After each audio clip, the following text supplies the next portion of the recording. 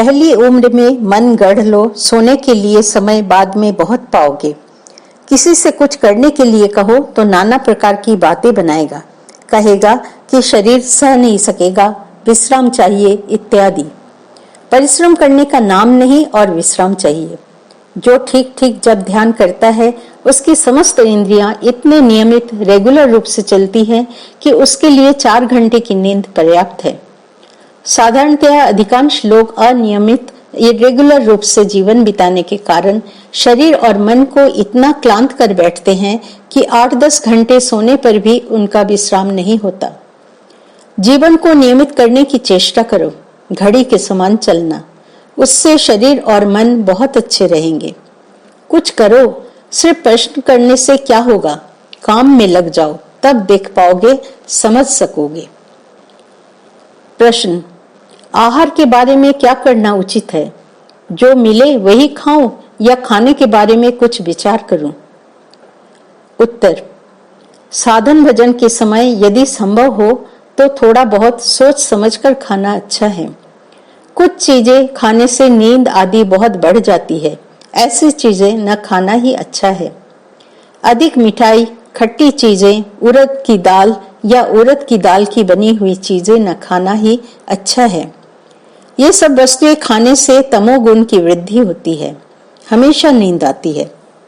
सोओगे न जब ध्यान करोगे।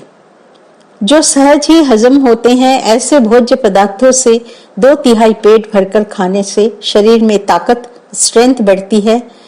बहुत ज्यादा खाने से हजम करने में भी सारी शक्ति, एनर्जी खत्म हो जाती है। पेट में वायु भी होती है। पेट का 1/3 हिस्सा खाली रहने से ऐसा नहीं होता। स्वस्थ शरीर साधन भजन करने में सहायक है। साधन भजन में मन अच्छी तरह लगने पर एक ही जगह भोजन करना चल सकता है। साधन भजन के समय जो लोग 1-2 घंटे फालतू कामों में नष्ट करते हैं, उन्हें मधुकरी करके खाना अच्छा है। मधुकरी का अन्न शुद्ध अन्न है, दोष नहीं लगता। एक जगह पर भोजन करने से दाता को साधन भजन का कुछ अंश देना पड़ता है, इस दृष्टि से मधुकरी करना अच्छा है। प्रश्न, साधन भजन के समय मौन रहना अच्छा है या नहीं? किसी काम के लिए यदि बात करना आवश्यक हो या मौन रहने से मन चंचल हो, ऐसी दशा में क्या करना उचित है?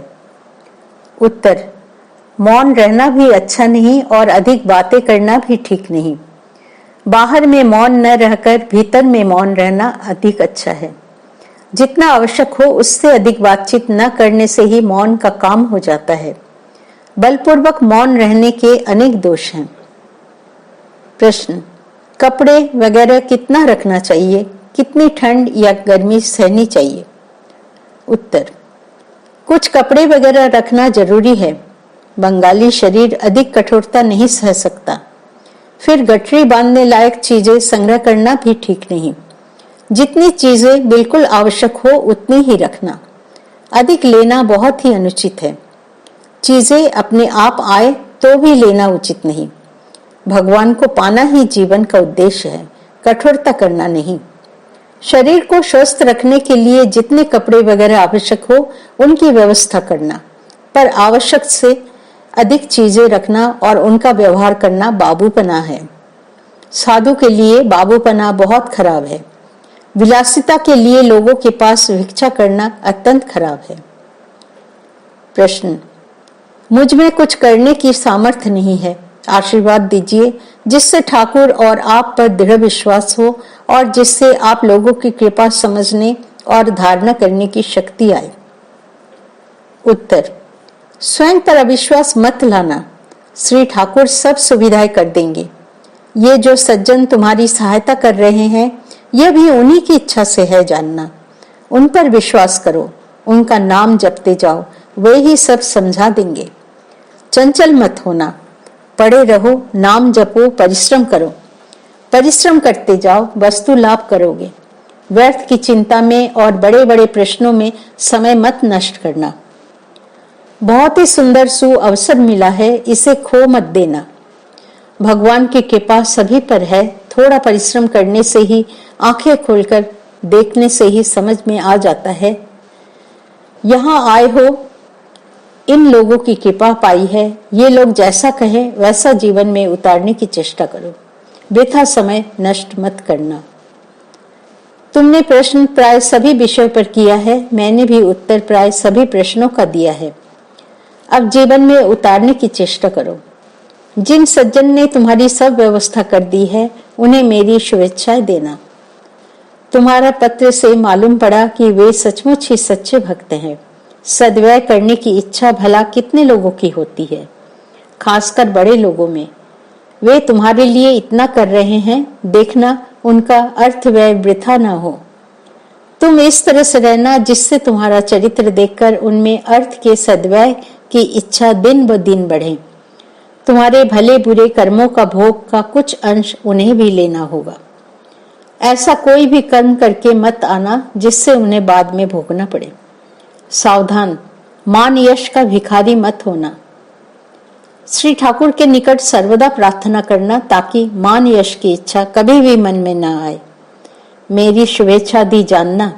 श्री ठाकुर से प्रार्थना करता हूँ, वे तुम्हारी मनोकामना पूर्ण करे, तुम्हें सद्बुद्धि दे, मनुष्य बनाए।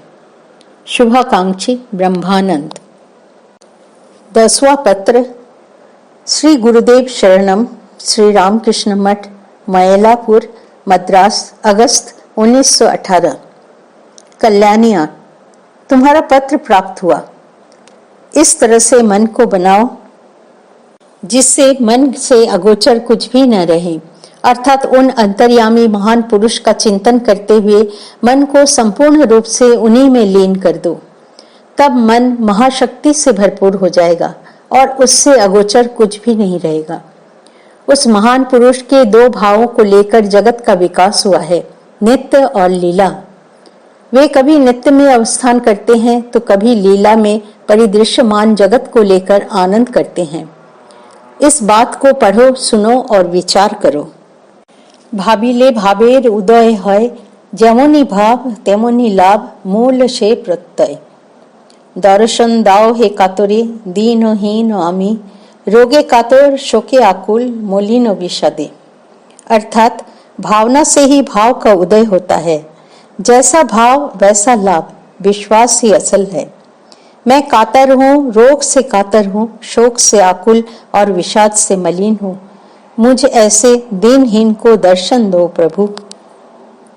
संसार में रहने पर नाना प्रकार के घात प्रतिघात के बीच जीवन यापन करना पड़ता है। इस संसार का यही नियम है, किंतु जो लोग उस परम पद का आश्रय ले सकते हैं, वे वीर के समान सब कुछ सहते चले जाते हैं। कवि राम प्रसाद ने गाया है, तुम्हार सृष्टि दृष्टि पोड़ा, मिष्टि बोले घुरे मोरी। अर्थात तुम्हारी सृष्टि तो आंखों को जलाने वाली है और मैं उसे मीठा समझकर चक्कर खाता मर रहा हूँ। महापुरुषगण हिमालय के उत्तुंग शिखर के समान अटल हो संसार में जीवन यापन करते हैं। हिमालय के शिखर ने कितनी आंधियां और तूफान झेले हैं, वर्षा और बिजलियों की कितनी मार सही है, पर वो यह सब अचल रूप से अपने मस्तक पर धारण और सहन करते जाता है। कवि राम प्रसाद ने गाया है, देखो सुख पे लोग गर्व करे, आमी कोरी दुखेर बड़ाई। अर्थात देखो लोग सुख पाने पर गर्व करते हैं, पर मैं दुख की बढ़ाई करता हूँ। भाव की तरंग दूर को निकट बांध सकती है। बहुधा यह भाव राज्य में से होकर मन को दुख और सुख के बीच ले जाती है। भाव के आए बिना स्वार्थ को दूर नहीं किया जा सकता। भाव के द्वारा ही निष्काम और निस्वार्थ भाव प्राप्त होता है। जैसा भाव वैसा लाभ। सप्त सिंधु अरु नद, नदी सब जल से भरपूर, तुलसी एक हूँ बूंद बिन, चातक को सब दूर। भाव कहो, भक्ति कहो, प्रेम कहो, ज्ञान कहो, जब तक उनके पास नहीं पहुंचते तब तक सभी फीके हैं। कीछार शशंक ज्योति मलिनता ताए है, यदि से चाँद प्रकाशे तब प्रेममुख चाँद उदय नहीं होए है। अर्थात उस चंद्रमा के प्रकाश से यदि हे प्रियतम तुम्हारे प्रेम पूर्ण मुख चंद्र का उदय न हो तो वो चंद्र प्रकाश मलिन ही तो है। शुभाकांक्षी ब्रह्मानंद। 11वां पत्र। श्री गुरुदेव शरणम। श्री रामकृष्ण मठ, भुवनेश्वर, पुरी, 3 दिसंबर 1921। कल्याणिया, आज तुम्हारा पत्र पाकर सब समाचार विदित हुआ। तुम परीक्षा में बैठोगे या नहीं, इसके बारे में मेरा मत जानना चाहती हो। यदि तुम्हारी परीक्षा में बैठने की नितांत इच्छा हो तो बैठ सकती हो, नहीं तो तुम नारी हो, परीक्षा देने पर भी तुम्हें क्या लाभ। घर में अच्छी तरह से मन लगाकर पढ़ लो, जिससे गीता, भागवत इत्यादि मूल ग्रंथ अच्छी तरह से सहज ही समझ सको। ठाकुर कहते थे, जीव पाशबद्ध है और शिव पाश मुक्त है।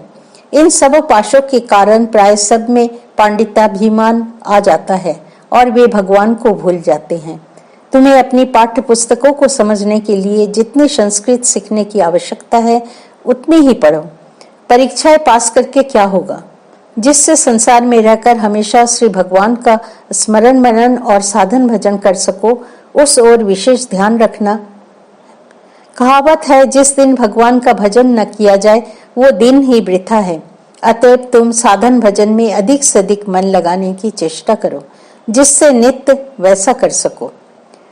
मेरे शीघ्र ही कोलकाता जाने की बात है।